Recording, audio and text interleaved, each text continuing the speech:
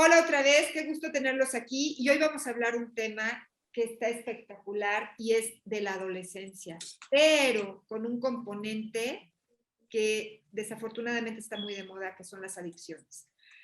Para esto estoy invitando al doctor Lino Palacios, que es un experto en el tratamiento a adolescentes con algún problema de adicción. Eh, y antes me gustaría, doctor, bienvenido, qué gusto tenerlo. Hola, bien, bien, ¿cómo estás, Esther? ¿Bien? Bien, bien, doctor. Me gustaría hacer Qué un bueno. preámbulo para el auditorio. Hoy en día, yo no sé si les pasa a ustedes, a mí sí, yo tengo problemas con el poner límites, como que me cuesta mucho trabajo decir hasta aquí.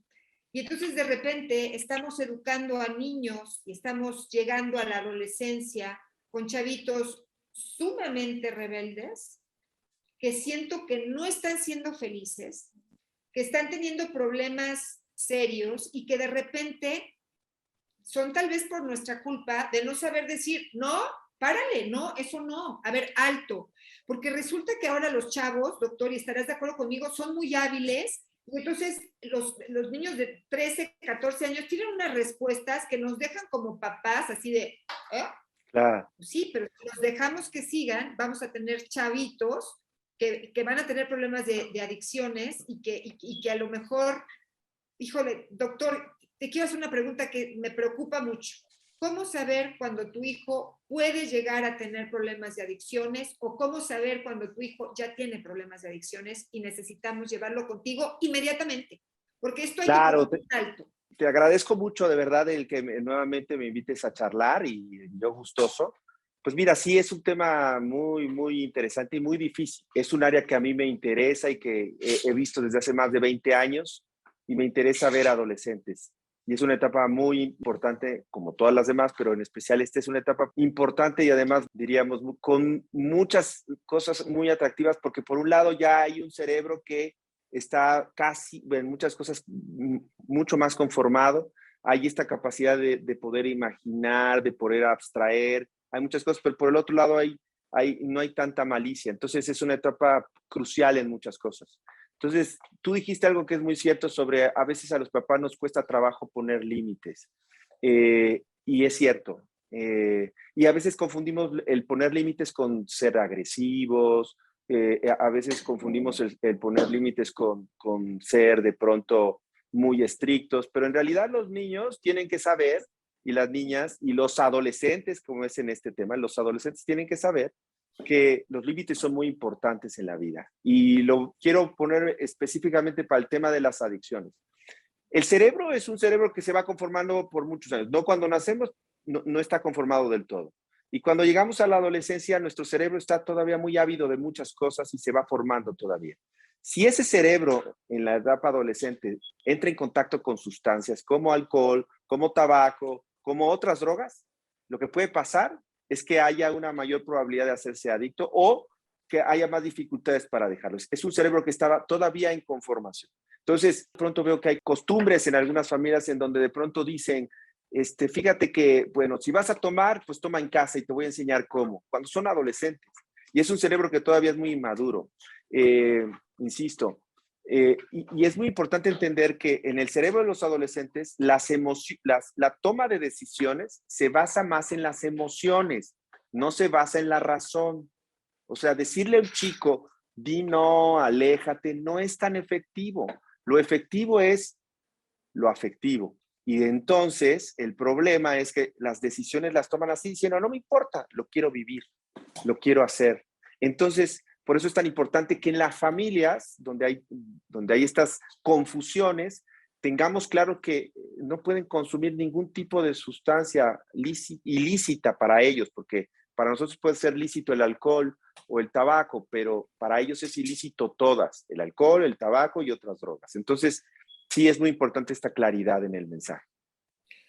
Doctor, coméntame un poquito, o sea, ¿cómo puedo yo saber cuando mi hijo está o mi hija está encerrada en su recámara, con la puerta cerrada y no quiere salir, come muy poco? O sea, ¿cómo me puedo dar cuenta que mi hija tiene un problema de adicciones y que yo tengo que actuar inmediatamente porque ese es el Claro. momento, si no va a ser un adulto Voy a, terrible? Ajá. Claro, ahí te daría un tip importantísimo y qué bueno que lo preguntas así. El que un adolescente se aísle, se encierre, tal vez es normal porque en realidad en la adolescencia empiezan a tener estos espacios pues, de privacidad, empiezan a aprender sobre la privacidad que en la infancia tal vez no estaba. Ese no sería un marcador. Un marcador que yo siempre digo, porque a veces las mamás llegan conmigo y me dicen, oye, Lino, es que yo sospecho que mi hija, mi hijo está teniendo algún problema de adicciones, porque hay cambios de conducta y demás. Eso sería un elemento que podría alertar. Otro es estos cambios en la alimentación. Otro es, pues sí, cambios en el sueño. Pero uno en especial que puede alertarnos es el que sus pares, sus amigos más cercanos, estén ya consumiendo. O sea, cuando el adolescente dice, pues a Juanito ya fíjate que ya probó la marihuana, vamos a la fiesta con alcohol y demás, y están entre los amigos, ya lo hacen, ese es el predictor más fuerte para decir que alguien, si no es que lo está haciendo, está en riesgo de hacerlo. Entonces, es muy importante el tema de los pares, o sea, con quién se relaciona. O sea, dime con quién andas y te diré quién eres. Entonces, es muy importante ese como un buen predictor. Entonces, yo te diría, si se va sumando y decir, hay cambios de conducta, está más irritable, no respeta reglas, tiene estos temas relacionados con las fiestas en donde hay alcohol y no hay un mensaje claro en la familia que el alcohol no puede ser antes de los 18 años. Yo diría que antes de los 21, pero aquí es una cuestión un poco artificial, porque el cerebro todavía se forma hasta los 25. Entonces, pero a los 18, si no hay esa claridad, entonces pues estamos frente a un problema en potencia, si no es que ya lo es. Doctor, yo me pongo en este lugar, digo, ¿cómo te lleva una mamá a su hijo adolescente? ¿Qué le dice o cómo te lo lleva? Y llega ese adolescente a tu consultorio y entonces, ¿qué pasa? Sí, Platícanos un poquito. claro, claro. Fíjate, hay factores que pueden ayudar. Mira, en realidad yo creo que lo primero es que tiene que haber un lenguaje claro en la familia, en donde hay cosas que no se van a permitir, ¿no? Que no se permiten. No se permiten no nada más en ellos. A veces uno tiene que hacer un cambio radical en donde el alcohol tampoco, o sea, ya desaparecemos la cantina, de pronto el mensaje no es muy claro sobre el consumo de alcohol, ¿no? Cuando hay estas familias en donde además ya hay el antecedente que el abuelo tuvo problemas de alcoholismo, o el papá tiene problemas de alcoholismo, o el hermano tiene algún problema de drogadicción. Entonces, esas familias están en más riesgo. Entonces, ¿cómo llevarlos? Pues finalmente, primero es un lenguaje coherente, es un lenguaje de escucha, es un lenguaje en donde tenemos que entender que quitemos el tema legal y pongamos el tema de la salud. Es decir, a mí me preocupa como papá tu salud, me preocupa tu bienestar. Habrá cosas en las cuales no estemos de acuerdo, pero yo estoy aquí para protegerte y ayudarte y escucharte, no criticar a tus compañeros, no criticarte a ti, sino decir, si tú llegaste a este punto es porque hay otros problemas y muy frecuentemente los problemas van de la mano de problemas de ansiedad, de problemas afectivos. Hay una teoría que es la teoría de la automedicación.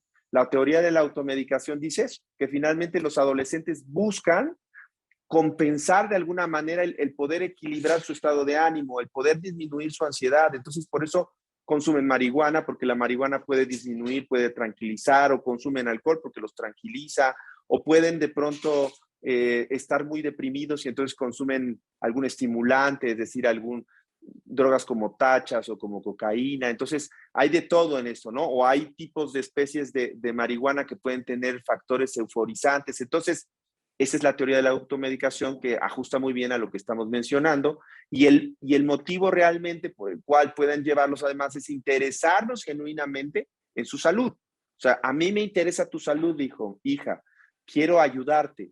Puedo ser cómplice de que sigas consumiendo, fumando. Entonces, creo que eso es importante. Por ejemplo, doctor, actualmente muchas veces en las prepas y también te hacen estas pruebas, ¿no? Hacen pruebas rápidas bueno, Sí, pues como se si fueran conoce. como de tamizaje, como de antidoping, diríamos nosotros, ¿no? Ajá. Sí, sí, sí, que se hacen en orina, ¿no? Exacto. ¿Tú Sí, digo, esa es recomendarías una. que el papá lo hiciera o la mamá? No. Pues mira, si tú tienes la sospecha, yo creo que aquí lo que se tiene que construir es un discurso congruente y un discurso amigable. Es decir, lo primero que yo puedo decir es, no está permitido que tú consumas ninguna sustancia. Yo baso mi diálogo contigo, hijo, hija, en la confianza. Pero si tú me estás diciendo que tus amigos más cercanos fuman marihuana, consumen alcohol, ¿cómo podría yo suponer que tú no lo haces? ¿Y cómo podría yo suponer que tú no estás en riesgo? Entonces, yo tengo el derecho de manera pues sorpresiva, es decir, de manera espontánea, un día decidir si te llevo al laboratorio. Y si es así, tienes que saberlo. Es decir, como el tema de las pruebas sistematizadas tal vez no ayuda, ¿no? Pero si pone un límite, tienes razón, es otro límite en decir, bueno, yo confío en ti, pero tal vez yo no confío tanto en tus pares. Y otra recomendación es, cuando los chicos van hablando o las jóvenes van hablando sobre sus amigos, amigas, hay esta frase de Montesquieu que dice, a los amigos hay que tenerlos cerca y a los enemigos más cerca. Digo, no son enemigos, pero finalmente es esta cuestión en donde no te pelees con sus pares, más bien acércalos, observa y trata de acercar a tu hijo también o a tu hija a pares que sean más sanos, que salgan a hacer actividades prosociales. Eso podría ayudar un poco a ir disminuyendo ese riesgo. Ahora, quiero decir una cosa que es muy importante. No todo consumo de alcohol, no todo consumo de marihuana nos lleva a la adicción. No todo consumo. O sea, también eso es muy cierto. 1 de cada 10 desafortunadamente desarrolla una adicción. El problema es que no sabemos quiénes esos 10, o sí sabemos, pero en realidad tendríamos que tomar a todos como en riesgo. Entonces, digo esto porque a veces cuando papá o mamá nos enteramos que, por supuesto, que es una situación delicada, lo abordamos de una manera tal vez sobreactuamos y a veces eso no ayuda a generar ese canal de comunicación que es, entendamos por qué lo hizo, está preocupada, está ansiosa. Entonces, ayudémosle a que genere otras estrategias, ¿no? A que genere otras actividades, pero sin que de pronto esto se señale como el delincuente, ¿no? Cuando en realidad no lo es, no lo es. Es un problema de salud. Ok, entonces la obligación de mamá, la obligación de papá es llevarlos contigo para que tú los puedas valorar y seguramente Sí, tú, o sea, tú le dices a papá o a mamá, sí, tu hijo tiene un problema de adicciones, lo confirmas o muchas veces ellos ya saben, o sea, cuando llegan contigo, es un tema muy interesante. Fíjate ¿cómo le que haces? yo te diría lo siguiente, digo, hay diferentes escenarios. Lo primero que yo te quiero decir es que yo construyo una relación de confianza con los chicos. Yo siempre les digo a los papás que yo no puedo ser doble agente. Es decir, no puedo estar con los chicos diciéndoles, ay, sí, confía en mí y después yo les paso la información a los papás. Eso es imposible, o sea, no va conmigo, no va conmigo. Pero si les digo, y este es un contrato que los que van conmigo lo saben, es decir, todo lo que hablemos tú y yo, aquí se queda. A menos de que tu vida o la de otros esté en peligro o tu integridad física. Y si es así, como puede ser el consumo de drogas, que esté en riesgo su integridad física o su salud mental, en realidad en ese caso yo le digo, pero en ese caso yo no voy a ser quien se los diga, yo voy a hacer que tú se los digas. Entonces es un tema donde yo guardo la confidencialidad porque yo creo que es muy importante construir, como lo he dicho, una relación de confianza. El escenario es más bien yo te caché y yo te llevo. Bueno, es un escenario donde ya el ambiente está mucho más abierto, pero ahí trabajo también con los papás y les hago ver que este no es un tema de delincuencia, insisto, legal, sino es un tema de salud en donde obedece a un tema que hay que entenderlo y que probablemente ahí todos somos responsables. Decías al principio de nuestra charla, o sea, que tienen cierta culpa. No, yo diría que más que culpa es responsabilidad. Cuando ayudamos a que los papás se hagan responsables y no culpables, porque ese es el problema, se sienten culpables, sus reglas no son claras, porque a veces sí las aplican, pero después dicen, híjole, ya me pasé, entonces las dejan. Entonces, lo importante es hacerlos responsables. Y lo que yo les digo a los papás, a los chavos también es, tú no eres el problema, tú eres parte de un problema. Entonces hay que entender por qué está el problema y por qué se ha dado ese problema. Entonces mi intención siempre será ayudarlos.